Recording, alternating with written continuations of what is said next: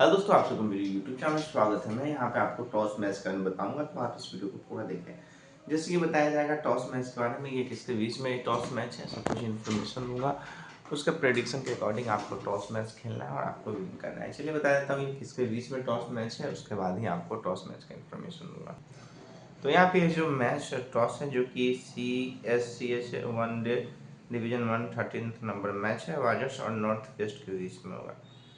और ये वेन्यू की बात कर लेता हूँ तो साउथ अफ्रीका में होगा। तो ये कहाँ पे टॉस मैच होगा, सब कुछ इन्फॉर्मेशन बताया जाएगा। तो जैसे बोला जाएगा वैसा आपको प्ले करना है और आपको विन करना है मेरे भाई मेरे दोस्त। तो जल्दी से जाना है, ठीक है, ग्रुप ज्वाइन लेना है, ठीक है, आपका लिंक डिस्क्रिप्शन बॉक्स में। और डेली आपको टॉस मैच का इन्फॉर्मेशन दूंगा, डेली आपको विन कराया जाएगा मेरे भाई।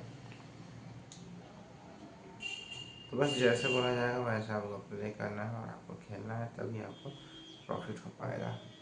चलिए, मेरे प्रेडिक्शन के अकॉर्डिंग जो था मैं बता दिया हूँ। कुछ भी अपडेट चेंज होगा यूट्यूब पर चेंज कर दूँगा और आपको हमेशा टॉस मैच का इन्फॉर्मेशन दिया जाएगा, हमेशा आपको प्रॉफिट कराया जाएगा, हमेशा आपको विन कराया जाएगा।